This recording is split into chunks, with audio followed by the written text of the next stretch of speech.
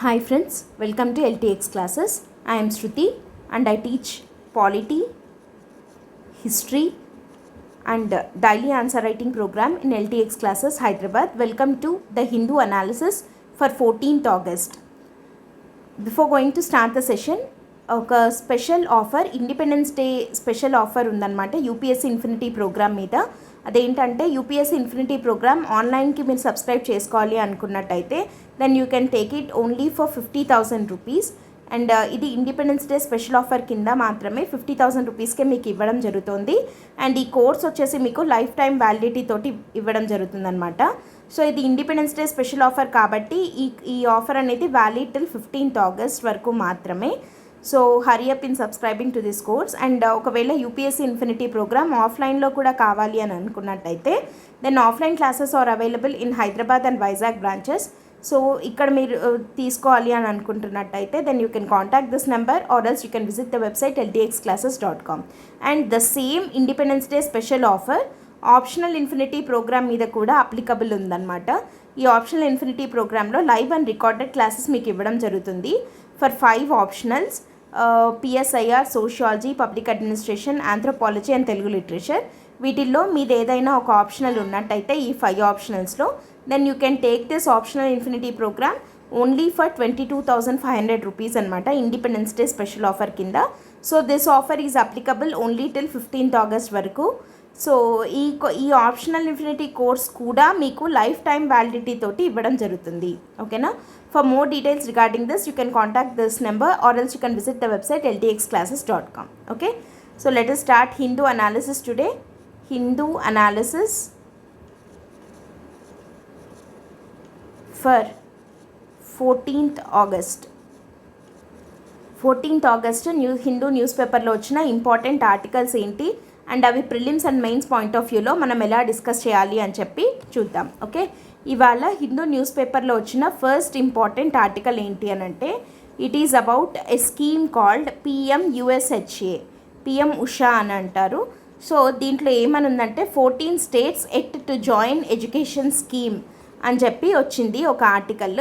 అంటే ఇంకా 14 states ఈ ఎడ్యుకేషన్ స్కీమ్లో జాయిన్ అవ్వట్లేదు, అవ్వాలి కానీ అవ్వడం లేదు. అంటే మినిస్ట్రీ ఆఫ్ ఎడ్యుకేషన్తో MOUs చేసుకోవాలన్నమాట స్టేట్స్ అనేవి, కానీ they are not ready to enter into MOU with ministry of education to implement the scheme PMUSHA. ఎందుకు అసలు ఈ PMUSHA స్కీమ్ ఏంటి అండ్ ఇక్కడ స్టేట్స్ ఎందుకు ఇంట్రెస్ట్ చూపించట్లేదు, వాట్ ఈస్ ద ఇష్యూ అన్నది మనం ఈరోజు డిస్కస్ చేద్దాం. ఓకేనా?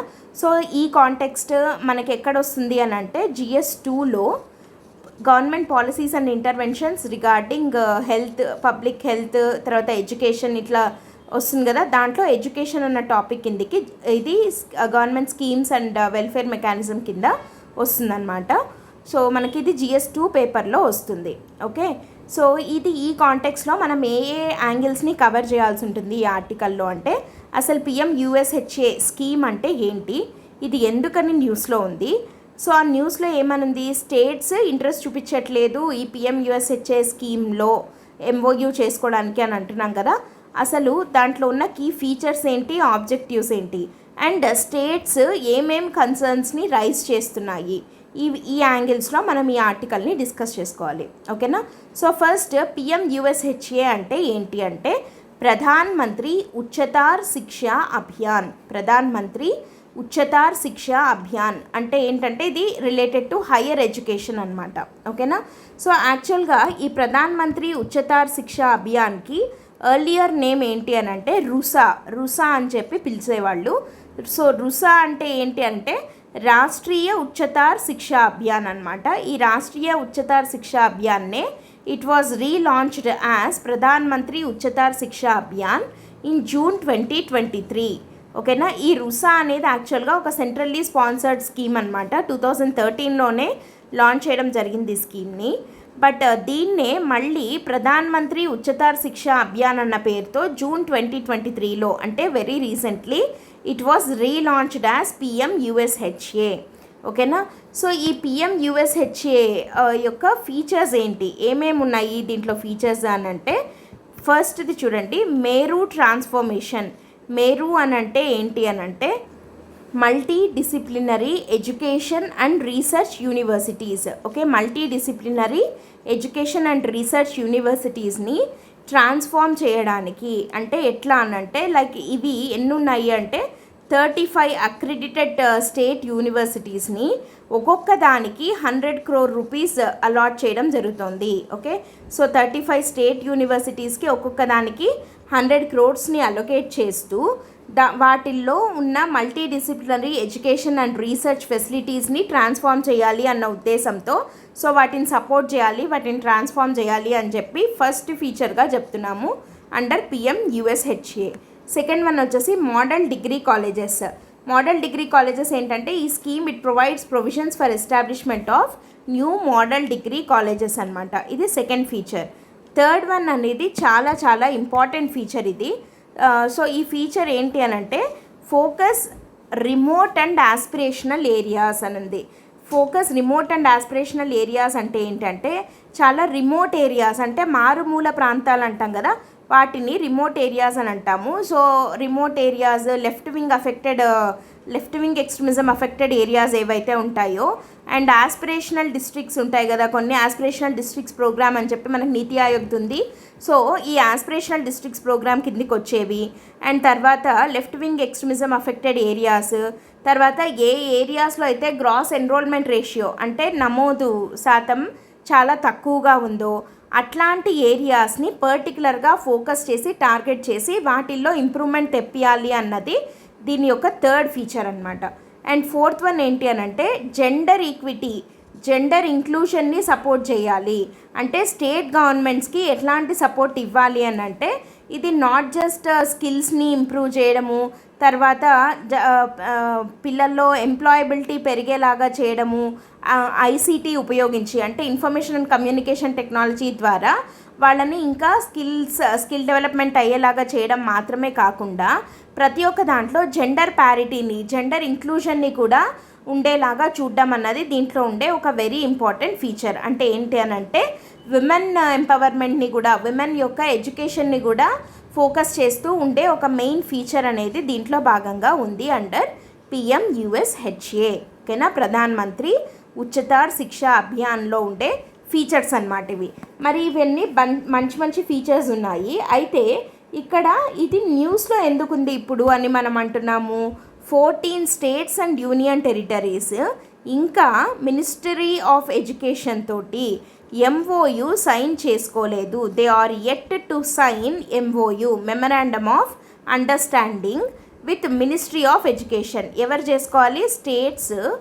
ఎవరితో చేసుకోవాలి? మినిస్ట్రీ ఆఫ్ ఎడ్యుకేషన్ తోటి చేసుకోవాలి. మరి ఎందుకు చేసుకోవట్లేదు ఈ స్టేట్స్ మినిస్ట్రీ ఆఫ్ ఎడ్యుకేషన్తో అని అంటే అసలు ఎందుకు చేసుకోవాలి? ఫస్ట్ ఆఫ్ ఆల్ ఎందుకు చేసుకోవాలి? ఈ MOUలో ఏమని ఉంటుంది అని అంటే to avail funds for the next 3 years. ఓకేనా, నెక్స్ట్ 3 ఏళ్ల పాటు వాళ్ళు ఫండ్స్ని వాడుకోవాలి అని అంటే మినిస్ట్రీ ఆఫ్ ఎడ్యుకేషన్ తోటి ఈ స్టేట్స్ MOUను కుదుర్చుకోవాలి. ఓకేనా, సో అసలు ఈ 3 ఏళ్ల పాటు ఫండ్స్ని దేనికోసం వాడాలి అని అంటే పర్టికులర్గా ఈ PMUSHAగా రూసాని ఎందుకు మార్చడం జరిగింది అని అంటే ఇక్కడ వెరీ ఇంపార్టెంట్ పాయింట్ ఏంటి అని అంటే టు ఇంప్లిమెంట్ NEP. మనకి నేషనల్ ఎడ్యుకేషన్ పాలసీ NEP 2020 కొత్తది వచ్చింది కదా. సో NEP 2020ని హైయర్ ఎడ్యుకేషన్లో ఇంప్లిమెంట్ చెయ్యాలి అన్న ఉద్దేశంతోనే రుసా అన్న దాన్ని తీసేసి it was relaunched as PMUSHA అనమాట. సో ఇప్పుడు ఈ NEP 2020 గైడ్లైన్స్కి అనుగుణంగా మార్పులు చేర్పులు చేసుకుంటూ స్టేట్స్ వాటి ఎడ్యుకేషన్ సిస్టమ్ని ఎట్లా మార్చాలి అని అంటే దానికి ఫండ్స్ కావాలి. సో ఆ ఫండ్స్ని నెక్స్ట్ 3 ఏళ్ల పాటు అవి అవైల్ చేసుకోవాలి అని అంటే then they must sign in a memorandum of understanding with, ఎవరితో సైన్ చేసుకోవాలి? మినిస్ట్రీ ఆఫ్ ఎడ్యుకేషన్ తోటి సైన్ చేసుకోవాలి. ఓకేనా, సో అసలు ఈ నీడ్ ఏంటి అని అంటే లైక్ ప్లానింగ్, ఇంప్లిమెంటేషను, మానిటరింగ్, ఇవన్నీ NEP ప్రాపర్గా ఇంప్లిమెంట్ అవుతుందా లేదా ఇవన్నీ చూడాలి అని అంటే ఏం కావాలి? వాటికి మినిస్ట్రీ ఆఫ్ ఎడ్యుకేషన్ యొక్క సపోర్ట్ కావాలి అండ్ ఫండ్స్ కూడా కావాలి. కాబట్టి ఇవి సైన్ చేసుకోవాలి MOUని. ఎవరితో? మినిస్ట్రీ ఆఫ్ ఎడ్యుకేషన్తో. మరి బాగానే ఉంది కదా. మరి స్టేట్స్ ఎందుకు state and centre stand of, అంటే ఎవరు లైక్ స్టేట్స్ ముందుకు రావట్లేదు దేనికి, ఈ ఎంఓయూని సైన్ చేసుకోవడానికి. ఎందుకు రావట్లేదు అని అంటే వీళ్ళకున్న కన్సర్న్స్ ఏంటి అని అంటే స్టేట్ గవర్నమెంట్స్ ఏ విషయంలో డిస్సాటిస్ఫాక్టరీగా ఉన్నాయి, అంటే డిస్సాటిస్ఫాక్షన్ తోటి ఉన్నాయంటే సాటిస్ఫై అవ్వలేదన్నమాట అవి సైన్ చేయడానికి, ఎంఓయూ సైన్ చేయడానికి స్టేట్ గవర్నమెంట్స్ ఒప్పుకోవట్లేదు. ఎందుకు ఒప్పుకోవట్లేదు అని అంటే మనం ఏమంటున్నాం ఇక్కడ, ఎన్ఈపీ యొక్క రీఫార్మ్స్ని, ఎన్ఈపీ సజెస్ట్ చేస్తున్న రీఫార్మ్స్ని, అంటే నేషనల్ ఎడ్యుకేషన్ పాలసీ కొత్తది సజెస్ట్ చేస్తున్న రీఫార్మ్స్ ప్రకారం మార్పులు చేర్పులు చేయాల్సిన అవసరం ఉంది అని అంటున్నాం కదా. మరి ఎన్ఈపీ రీఫార్మ్స్ చేయాలి అని అంటే స్టేట్స్కి ఏం కావాలి, ఫండ్స్ కావాలి. కానీ ఈ ఎంఓయూలో ఎక్కడ అడిషనల్ ఫండింగ్ గురించి మెన్షన్ చేసి లేదు. No additional funding to implement NEP reforms under PMUSHA. So ఇది ఒక major concern for states, that is stopping them to sign in an MOU with the ministry of education అనమాట. Okay, ministry of education తోటి sign చేయాలి అని అంటే ఏది ఆపుతోంది ఈ స్టేట్స్ని అని అంటే ఈ NEP 2020 ఇంప్లిమెంటేషన్కి కావాల్సిన అడిషనల్ ఫండ్స్ ఉంటాయి కదా. సో వాటిని ఇంప్లిమెంట్ చేయాలి అని అంటే అడిషనల్గా ఫండ్స్ అవసరము.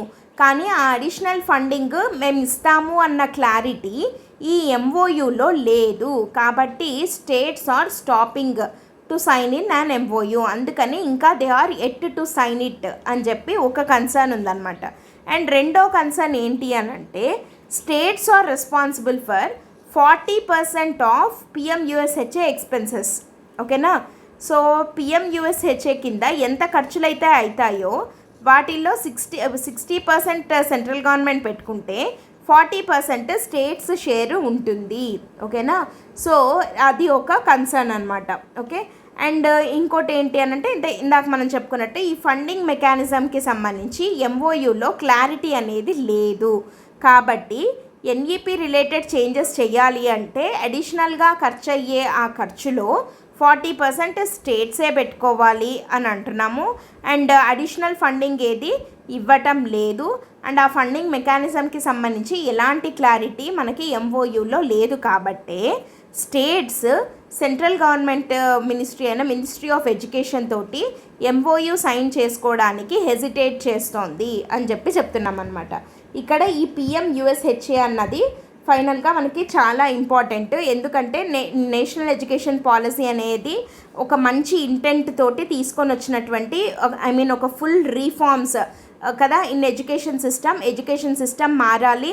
ఎడ్యుకేషన్ సిస్టంలో NEP is concentrating more on skilling కదా, స్కిల్ డెవలప్మెంట్, వొకేషనల్ ఎడ్యుకేషన్ అని ఇట్లాంటి వాటి మీద చాలా కాన్సన్ట్రేట్ చేస్తుంది.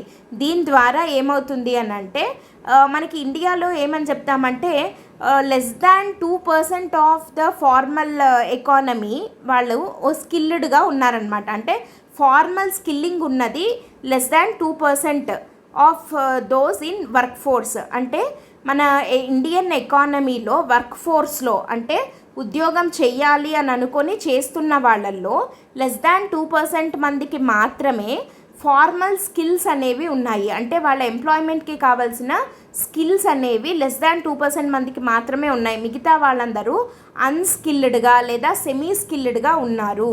సో దీనివల్ల ఏమవుతుంది అంటే ప్రొడక్టివిటీ అనేది తగ్గిపోతుంది అనమాట. సో అట్లా కాకుండా స్కిల్లింగ్ అనేది ఇంప్రూవ్ అవ్వాలి. ఆ స్కిల్లింగ్ అనేది ఏ స్టేజ్ నుంచి రావాలి, మనకి ఎడ్యుకేషన్ అది కూడా పర్టికులర్గా హైయర్ ఎడ్యుకేషన్ నుండి ఇంకా ఎక్కువగా స్కిల్లింగ్ అనేది డెవలప్ అవుతూ రావాలి. అలాంటి వాటన్నిటి మీద కాన్సన్ట్రేట్ చేసిండైతే నేషనల్ ఎడ్యుకేషన్ పాలసీ. ఓకేనా. సో నేషనల్ ఎడ్యుకేషన్ పాలసీ అన్నది ప్రాపర్గా ఇంప్లిమెంట్ అయితే, బికాస్ ఎందుకు ఇది అవ్వాలి అని అంటే India now has the highest demographic dividend కదా. డెమోగ్రఫిక్ డివిడెండ్ అంటే ఏంటి, నెంబర్ ఆఫ్ వర్కింగ్ ఏజ్ పాపులేషన్లో ఉన్న వాళ్ళు ఆల్మోస్ట్ మనకి 70% ఉన్నారు. Approximately 70% of the total population are in working age group. So దాన్ని డెమోగ్రఫిక్ డివిడెండ్ అంటాం కదా. సో డెమోగ్రఫిక్ డివిడెండ్లో ఉన్నవాళ్ళు ఇంతమంది ఉన్నారు కాబట్టి ఈ డెమోగ్రఫిక్ డివిడెండ్ అంటే అది మనకి లాభం తెచ్చిపెట్టేది, అది డెమోగ్రఫిక్ డిజాస్టర్గా మారకూడదు. Okay, it shouldn't transform into a demographic disaster. అంటే ఏం కావాలి, వాళ్ళకి ఎంప్లాయ్మెంట్ అనేది రావాలి. ఆ ఎంప్లాయ్మెంట్లో కూడా మళ్ళీ స్కిల్డ్ వాళ్ళకి ఎంప్లాయ్మెంట్ వచ్చి అది కూడా ఫార్మల్ ఎంప్లాయ్మెంట్ అయితే కనుక then we can expect a developed economy soon in India అని చెప్పి కదా. సో ఇవన్నీ సాధించాలి అంటే బేసిక్గా ట్రాన్స్ఫార్మేషన్ అనేది ఎక్కడి నుంచి స్టార్ట్ కావాలి, ఎడ్యుకేషన్ సిస్టమ్ నుండి. సో ఆ ఎడ్యుకేషన్ సిస్టంలో మార్పు తీసుకొని రావడం కోసమే మనకి ఎన్ఈపి 2020 తెచ్చారు. అండ్ ఆ ఎన్ఈపి 2020కి అనుగుణంగా మార్పులు చేర్పులు చేసుకునేందుకు గాను పిఎంయుఎస్హెచ్ఎస్ స్కీమ్ని తీసుకొని రావడం జరిగింది. కానీ ఆ స్కీమ్ని స్టేట్స్ ఇంప్లిమెంట్ చేయాలి అని అంటే వాటికి అడిషనల్ ఫండింగ్ ఇవ్వాలి. అది ఇవ్వటం లేదు కాబట్టే అవి ఇంకా like they are raising concerns about the implementation of PMUSHS scheme అని చెప్పి ఈ ఆర్టికల్ రావడం జరిగిందనమాట. ఓకేనా. సో ఇక్కడ మన వీలైనంత తొందరగా ఏంటి అనంటే ఈ సెంటర్కి స్టేట్స్కి మధ్య ఉన్న ఈ డిఫరెన్సెస్ని రిజాల్వ్ చేసుకొని ఆ ఎంఓయూస్ని సైన్ చేసుకొని వాటిని సక్సెస్ఫుల్గా ఇంప్లిమెంట్ చేయటంలోనే మనకి ఎన్ఈపి గోల్స్ని హైయర్ ఎడ్యుకేషన్లో ఇంటిగ్రేట్ చేసుకుంటూ క్వాలిటీ ఎన్హాన్స్మెంట్ని అచీవ్ చేయగలుగుతాము among all the states. So that మన కంట్రీ కూడా మంచి క్వాలిటీతో ఎడ్యుకేషన్ తోటి మంచి అన్ని ఫీల్డ్స్లోకి మంచి పర్సనల్ని ఇవ్వగలదు అని చెప్పి చెప్తున్నాను అనమాట. అది ఈ ఆర్టికల్ యొక్క మెయిన్ ఇంటెన్షన్. ఓకే. సో ఇది first article. Second article glaring omission అని చెప్పి election commission of India selection ప్రాసెస్కి సంబంధించి గవర్నమెంట్ తీసుకొని వచ్చినటువంటి ఒక కొత్త లెజిస్లేషన్ వచ్చింది కదా, అంటే సెలక్షన్ ప్యానల్లో చేంజెస్ చేసింది. సో దానికి సంబంధించిన ఆర్టికల్ అనమాట ఇది. దానికి సంబంధించి ఇప్పుడు మనం ఏం చూడాలి అంటే ఎలక్షన్ కమిషన్ ఆఫ్ ఇండియాకి సంబంధించి ఏం చేసింది, structure of election commission of India అంటే ఏంటి, ఒక చీఫ్ ఎలక్షన్ కమిషనర్ ఉంటారు అండ్ 2 అదర్ ఎలక్షన్ కమిషనర్స్ ఉంటారు కదా. ఇక్కడ మనము ఒకసారి దానికి సంబంధించిన కాన్స్టిట్యూషనల్ ప్రొవిజన్స్ని చూద్దాము. మనకి part 15 of the constitution deals with election commission of India. Part 15 of the కాన్స్టిట్యూషన్లో articles number 324 to 329 of the constitution deals with the election commission of India అనమాట.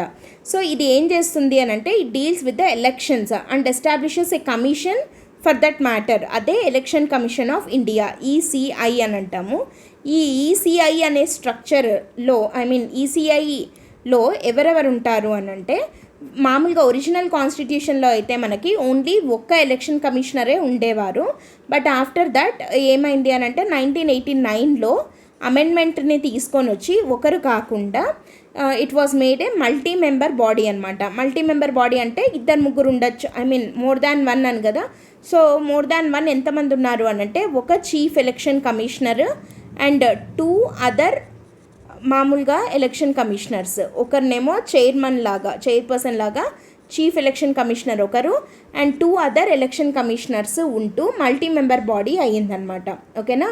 అండ్ ఆర్టికల్ నెంబర్ 324 ఆర్టికల్ 324 ఏం చెప్తుంది అని అంటే the election commission shall consist of CEC and such number of other election commissioners if any as the president may from time to time fix. అంటే వీళ్ళు ఎంతమంది ఉంటారు అని చెప్పి టైం టు టైమ్ అంటే ఎప్పుడు కావాలంటే అప్పుడు దాంట్లో మార్పులు చేర్పులు చేసుకుంటూ ప్రెసిడెంట్ మే ఫిక్స్ అని అంటున్నాం. ఎవరిక్కడ ఆథరైజ్డ్ ప్రెసిడెంట్ వీళ్ళ లైక్ దీని కంపోజిషన్ని టైం టు టైమ్ మార్చచ్చు అని చెప్పి ఉంది కదా ఆర్టికల్ నెంబర్ 324లో. అండ్ పర్టికులర్గా వీళ్ళ అపాయింట్మెంట్కి సంబంధించిన ఆర్టికల్ ఏమని ఉంది అని అంటే article number 324 of 2. Okay. Article number 324 of 2 ఏం చెప్తుంది అంటే అపాయింట్మెంట్ ఆఫ్ సిఈసి గురించి చెప్తుంది అనమాట. Appointment of CEC chief election commissioner, appointment of CEC and other election commissioners shall be made by, ఎవరు అపాయింట్ చేస్తారు వీళ్ళని, బై ప్రెసిడెంట్.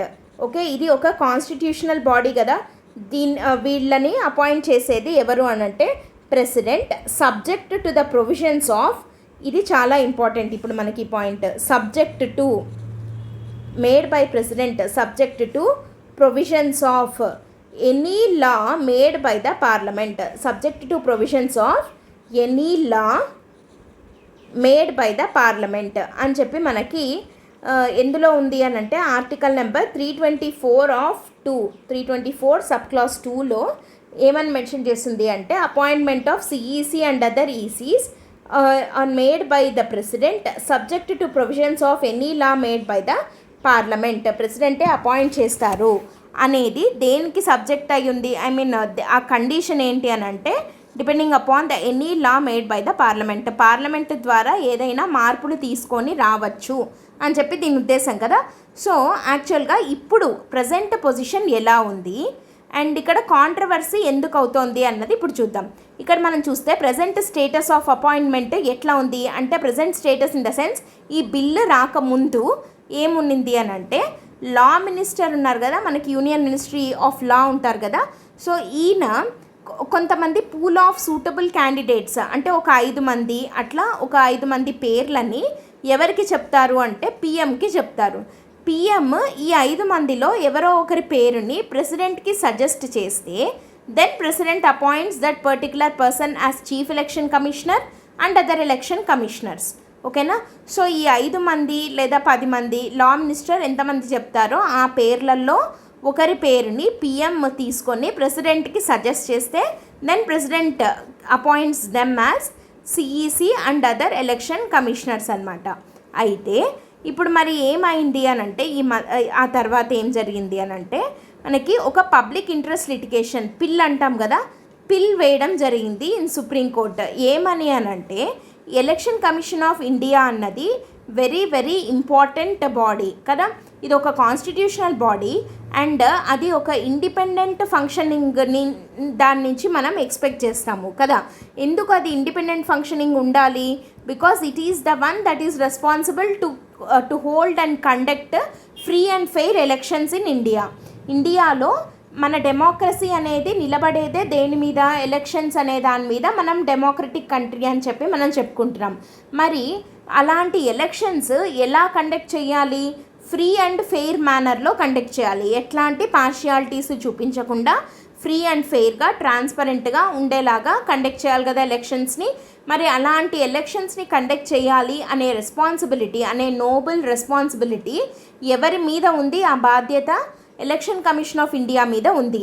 అలాంటి ఎలక్షన్ కమిషన్ ఆఫ్ ఇండియా అనేది మరి చాలా ఇండిపెండెంట్ ఫంక్షనింగ్ తోటి ఉండాలి, అవునా కాదా? సో ఇండిపెండెంట్ ఫంక్షనింగ్గా ఉండాల్సిన ఎలక్షన్ కమిషన్ ఆఫ్ ఇండియా ఇండిపెండెంట్గా ఉండాలి అని చెప్పి మనకి ఈ పార్ట్ 15 ఆఫ్ ద కాన్స్టిట్యూషన్ ఇందాక చెప్పుకున్నాం కదా, కొన్ని ఆర్టికల్స్ 324 to 329 వీటిల్లో ఉన్న కొన్ని ప్రొవిజన్స్ వాటి యొక్క ఈ పర్టికులర్ బాడీ యొక్క ఇండిపెండెన్స్ని చెప్తూ వస్తున్నాయి. లైక్ ఫర్ ఎగ్జాంపుల్ ఎట్లాంటివి అని అంటే వీళ్ళకి టెన్యూర్ ఎంత ఉంటుంది అని అంటే ఫిక్స్డ్ టెన్యూర్ ఉంటుంది 6 years or until they attain the age of 65 years whichever is earlier. అంటే వాళ్ళ టర్మ్ 6 ఏళ్ళైనా ఉండొచ్చు వాళ్ళు, లేదంటే వాళ్ళ ఏజ్ 65 years వచ్చే వరకైనా, అంటే ఇది రిటైర్మెంట్ ఏజ్ అనమాట. ఆ రెండిట్లో ఏది ముందైతే అప్పుడు వాళ్ళు వెళ్ళిపోవాల్సి ఉంటుంది. ఇట్లా అని చెప్పి ఒక ఫిక్స్డ్ టెన్యూర్ ఉంది. అండ్ తర్వాత వీళ్ళు ఒకవేళ రిజైన్ చేయాలి అనుకుంటే వాళ్ళు ఎప్పుడైనా రిజైన్ చేయొచ్చు, or else they can be removed కూడా, అంటే వాళ్ళని రిమూవ్ కూడా చేయొచ్చు. కానీ ఇక్కడే ఎలా పడితే అలా రిమూవ్ చేసేయలేము. They can be removed from the office only through the process of removal which is similar to that of supreme court judge అని చెప్పి అంటామన్నమాట. అంటే పార్లమెంటు ఒక సుప్రీంకోర్టు జడ్జిని రిమూవ్ చేయాలి ఆ పొజిషన్ నుంచి అని అనుకుంటే ఏ పద్ధతులైతే ఫాలో అవుతుందో, what ever the process, what ever the grounds the parliament follows, అదే గ్రౌండ్స్ కింద అదే పద్ధతిలో మాత్రమే ఒక వ్యక్తిని చీఫ్ ఎలక్షన్ కమిషనర్గా లేదా అదర్ ఎలక్షన్ కమిషనర్స్గా ఉన్న వ్యక్తుల్ని రిమూవ్ చేయగలదు. అంటే ఏంటి అంటే ఎవరిని అంత ఈజీగా ఎలక్షన్ కమిషనర్గా తీసేయడానికి లేదు. అంటే అక్కడ ఏమని అర్థము అని అంటే సో అలా తీసేయడానికి లేదు కాబట్టి we can expect independent functioning from them కదా. సో అదొకటి అనమాట. అండ్ ఇంకొకటి ఏంటి అని అంటే మనకి వీళ్ళ శాలరీ ఏదైతే ఉందో, వీళ్ళ ఎమాల్యుమెంట్స్ ఏవైతే ఉన్నాయో they are charged on consolidated fund of India నుంచి తీసుకోవడం జరుగుతుంది. So they are not subject to the vote of the parliament. అంటే consolidated fund of India, charged on consolidated fund of India మీద ఏవైతే ఉంటాయో వాటిని పార్లమెంటు ఓట్ చెయ్యదు. So కాబట్టి ఏంటి అని అంటే legislature is not involving in them కదా, అంటే ఇండిపెండెన్స్ని చెప్తున్నాం అనమాట ఇక్కడ కూడా అగైన్. సో వీటన్నిటి ద్వారా ఈ బాడీ యొక్క ఇండిపెండెన్స్ ఫంక్షనింగ్ని ఎన్ష్యూర్ చేస్తోంది కాన్స్టిట్యూషన్. మరి ఇట్లాంటి విషయాల్లోనే ఇంత ఇండిపెండెన్స్ మెయింటైన్ చేస్తున్నప్పుడు దెన్ ఆ సెలెక్షన్ క్రైటీరియాలో ఎంత ఇండిపెండెంట్గా ఉండాలి అని మనం అనుకోవాలి కదా. కానీ ఏం జరుగుతోంది ఇక్కడ, లా మినిస్టర్ ఎవరైనా ఒక 5 మంది 6 మంది పేర్లని మనకి ప్రైమ్ మినిస్టర్కి ఇస్తే వాళ్ళల్లో ఒకరిని ప్రైమ్ మినిస్టర్ ప్రెసిడెంట్కి చెప్తే then that particular person is appointed as chief election commissioner అంటున్నాం. అంతేగాని క్వాలిఫికేషన్స్ ఇట్లాంటివి ఏవి లేవు. జనరల్గా అయితే క్యాబినెట్ సెక్రటరీ ర్యాంక్ ఉన్న వ్యక్తిని మాత్రమే తీసుకుంటారనమాట. కానీ పర్టికులర్గా ఇది క్వాలిఫికేషన్ అని అయితే మనకి ఎక్కడ కాన్స్టిట్యూషన్లో మెన్షన్ చేసి లేదు. ఇప్పుడు మరి వీళ్ళకి ఇప్పుడు లా మినిస్టర్ ఇష్టం లేదా ప్రైమ్ మినిస్టర్ ఇష్టం వచ్చిన వ్యక్తులనే కదా ప్రెసిడెంట్గా పెడుతున్నారు. దెన్ ప్రెసిడెంట్ అపాయింట్ చేస్తున్నాడు చీఫ్ ఎలక్షన్ కమిషనర్గా. Then how can we expect them to act in a independent manner? అంటే వీళ్ళకు ఇప్పుడు వీళ్ళు అపాయింట్ చేశారు కాబట్టి వాళ్ళకే ఇతను ఫేవర్ చెయ్యడు అన్న గ్యారంటీ లేదు కదా. కాబట్టి అలాంటి ఒక పిల్ వేశారు, పబ్లిక్ ఇంట్రెస్ట్ లిటిగేషన్ వేశారు. ఏమని అని అంటే ఒక ఎగ్జిక్యూటివ్ ఒక ఇండిపెండెంట్ బాడీకి సంబంధించిన చైర్పర్సన్ని అండ్ మెంబర్స్ని ఎలా అపాయింట్ చేస్తారు, ఓకేనా. సో అలా అపాయింట్ చేయకూడదు కదా అని చెప్పి ఒక పిల్ వేయడంతో సుప్రీంకోర్టు 5 జడ్జ్ బెంచ్ ఒక తీర్పు ఇవ్వడం, ఒక రూలింగ్ చెప్పడం జరిగిందనమాట. ఏమని అని అంటే వీళ్ళ అపాయింట్మెంట్కి సంబంధించి ఒక ప్యానెల్ ఉండాలి, ఒక సెలెక్షన్ ప్యానెల్ ఉండాలి. ఇలా జస్ట్ లా మినిస్టర్ చెప్పడము అన్నట్టు కాకుండా, పిఎం చెప్పడము అన్నట్టు కాకుండా ఒక ప్యానెల్ ఉండాలి. ఆ ప్యానెల్లో ఎవరెవరు ఉండాలి అని అంటే ప్రైమ్ మినిస్టర్ ఉండాలి as a member, leader of opposition ఒక మెంబర్గా ఉండాలి, and chief justice of India ఉండాలి. Okay, this is very important point. Chief justice of India కూడా one of the members of the ప్యానల్గా ఉండాలి అని చెప్పిందనమాట. ఎవరు? సుప్రీంకోర్టు రూలింగ్ ఇచ్చింది, 5 జడ్జ్మెంట్స్ రూలింగ్ ఇచ్చిందనమాట. అండ్ ఇక్కడ సుప్రీంకోర్టు ఏమని చెప్పింది అని అంటే it holds valid till any law made by the parliament. ఎందుకంటే ఇక్కడ మనం ఏమన్నాం, subject to the law made by the parliament అన్నాం కదా. కానీ పార్లమెంట్ దీనికి సంబంధించి ఎలాంటిది తీసుకోలేదు. సో ఆ వ్యాక్యూమ్ని, ఆ లెజిస్లేటివ్ వ్యాక్యూమ్ని మేము ఫిల్ చేస్తున్నాము అండ్ మేము రికమెండ్ చేస్తున్నాము. ఎవరు? మేము అంటే సుప్రీంకోర్టు రికమెండ్ చేస్తుంది దట్ ఏమని అంటే ఒక ప్యానెల్ ఉండాలి, దాంట్లో prime minister, leader of opposition and chief justice of India ఉండే ఒక ప్యానెల్, ఈ వ్యక్తుల్ని మనము చీఫ్ ఎలక్షన్ కమిషనర్గా పెట్టుకుందాము అని కనుక ఓట్ వేస్తే ఆ మెజారిటీ ఓట్ ఎవరికైతే వస్తుందో వాళ్ళని, ఆ పేర్లని ప్రెసిడెంట్కి చెప్తే అప్పుడు ప్రెసిడెంట్ వాళ్ళని అపాయింట్ చేస్తాడు అనే విధంగా ఈ ప్రాసెస్ని సుప్రీంకోర్టు సజెస్ట్ చేయడం జరిగిందనమాట. కానీ ఇప్పుడు తీసుకొని వచ్చినటువంటి ఈ కొత్త బిల్లు ఏం చెప్తోంది అని అంటే ఒక సెర్చ్ కమిటీ ఉండాలి. ఈ సెర్చ్ కమిటీ ఏం చేస్తుంది? ఇందాక మనం లా మినిస్టర్ ఏదైతే చేస్తాడు అని అన్నామో అదే పని. సెర్చ్ కమిటీ ఏం చేస్తుంది అని అంటే ఒక లిస్ట్ ఆఫ్ మెంబర్స్ని, ఒక 5 మందినో 10 మందినో ఒక లిస్ట్ తయారు చేసి, అంటే వీళ్ళు ఎలిజిబుల్ క్యాండిడేట్లు to be appointed as CEC అని చెప్పి ఒక సెర్చ్ కమిటీ ఈ ప్యానెల్కి ఇవ్వడం జరుగుతుంది. ఒక సెర్చ్ కమిటీ ఏం ప్యానెల్కి? సెలెక్షన్ ప్యానెల్కి ఇవ్వడం జరుగుతుంది. ఈ సెలెక్షన్ ప్యానెల్లో ఇప్పుడు ఎవరెవరు ఉన్నారో ఒకసారి చూస్తే పిఎం ఉన్నాడు, ఇక్కడ సుప్రీంకోర్టు చెప్పిన దాంట్లో కూడా పిఎం ఉన్నాడు, ఇక్కడ లీడర్ ఆఫ్ అపోజిషన్ ఉన్నారు యాజ్ ఎ మెంబర్, ఇక్కడ లీడర్ ఆఫ్ అపోజిషన్ ఉన్నారు. ఇక్కడ తేడా జరిగిండేది ఎక్కడ అంటే థర్డ్ పర్సన్ దగ్గర. ఏంటది అని అంటే chief justice of India third పర్సన్గా ఈ ప్యానెల్లో ఉండాలి అని చెప్పి సుప్రీంకోర్టు చెప్తే దాన్ని మారుస్తూ కొత్తగా పెట్టిన ఈ బిల్లు ఏమని చెప్తోంది చూడండి, union cabinet minister nominated by PM. అంటే పిఎం ఏదో ఒక యూనియన్ క్యాబినెట్ మినిస్టర్ని ఒక థర్డ్ మెంబర్గా ఈ ప్యానెల్లో పెట్టచ్చు, ఓకేనా. సో ఇక్కడ మనం ఏమంటున్నాము అంటే prime minister, leader of opposition, union cabinet minister. ఇక్కడ సిజేఐ అంటే చీఫ్ జస్టిస్ ఆఫ్ ఇండియా అనేవాడు ఈ సెలెక్షన్ ప్యానెల్లో లేడు కదా. సో ఇప్పుడు ఈ బిల్ ఎదుర్కొంటున్న క్రిటిసిజం ఏంటి అని అంటే ఇక్కడ మనం జాగ్రత్తగా గమనిస్తే ఒకసారి పిఎం, యూనియన్ క్యాబినెట్ మినిస్టర్ ఇద్దరు రూలింగ్ పార్టీ వాళ్ళు. సో ఇక్కడ లీడర్ ఆఫ్ అపోజిషన్ ఉన్నా ఒకటే, లేకున్నా ఒకటే, బికాజ్ ఇక్కడే మెజారిటీ అయిపోయింది. So before even voting upon it leader of opposition vote వేస్టే అయినట్టు లెక్క కదా. So obviously PM and cabinet minister అంటే ఈ రూలింగ్ పార్టీ వాళ్ళు ఎవరినైతే పెట్టాలి అని అనుకుంటున్నారో సిఈసిగా వాళ్ళనే అపాయింట్ చేసుకోగలుగుతారు. దెన్ దానివల్ల how can be expect the independent functioning of that body అని చెప్పి అంటున్నారు. అండ్ దానికి ఇక్కడ ఒక చిన్న ఎగ్జాంపుల్ ఏంటి అని అంటే, ఈ ఎలక్షన్ కమిషన్ ఆఫ్ ఇండియానే మనకి మోడల్ కోడ్ ఆఫ్ కండక్ట్ని కూడా డిజైన్ చేస్తుంది కదా. సో ఆ మోడల్ కోడ్ ఆఫ్ కండక్ట్ అనేది రూలింగ్ పార్టీ వాళ్ళకి ఫేవర్గా ఉండేలాగా చేసింది అని చెప్పి చాలాసార్లు క్రిటిసిజం ఎదుర్కొనింది election commission of India. And ఆ ఎలక్షన్ షెడ్యూల్ రిలీజ్ చేయడం కూడా ఇంటెన్షనల్గా ఒక 1 month డిలే చేయడము, సో దట్ ఆ 1 monthలో మళ్ళీ ది కోడ్ ఇంప్లిమెంట్ అవ్వకముందే రూలింగ్ పార్టీ కొన్ని ప్రాజెక్ట్స్ని వాటిని ఇనాగరేట్ చేసుకునేందుకు అనుగుణంగా ఉండేలాగా, అంటే వాళ్ళకి ఫేవర్గా చేసేలాగా మనకి election commission of India model code of కండక్ట్ని డిజైన్ చేయడము, తర్వాత ఎలక్షన్స్ని షెడ్యూల్ చేయడము, ఇట్లాంటివన్నీ చేసింది. అంటే ఏంటి అని అంటే, ఇంకా ఇలాంటి ఈ బిల్లు రాకముందే, ఓకే, సో ఇట్లాంటి బిల్లు రాకముందే ఈ ఎలక్షన్ కమిషన్ ఆఫ్ ఇండియా అనేది అంత ప్రాపర్గా ఇండిపెండెంట్గా నడుచుకోవట్లేదు అని అంటే, ఇక్కడ ఇంకా పూర్తి సెలక్షన్ ప్యానెల్ అనేది పూర్తి డైల్యూట్ అయిపోతుంది. ఇక్కడ ఇండిపెండెన్స్ అనేది ఇంకా లేకుండా పోతోంది. దీనివల్ల చాలా క్రిటిసిజం ఎదుర్కొంటుంది ఇండియా. అండ్ డెమోక్రటిక్ ఫంక్షనింగ్ అనేది ఇండియాలో దెబ్బతింటుంది అని చెప్పి వచ్చినటువంటి ఆర్టికల్ అనమాట. సో దీంట్లో ఒక దాని గురించి మెన్షన్ చేయడం జరిగింది. అదేంటి అని అంటే, ఇక్కడ చూడండి, ద ఇండిపెండెంట్ వీడెమ్ ఇన్స్టిట్యూట్ ఇన్ స్వీడన్లో వీడెమ్ అని చెప్పి ఒక ఇన్స్టిట్యూట్ ఉంది. అదొక ఇండిపెండెంట్ బాడీ అనమాట.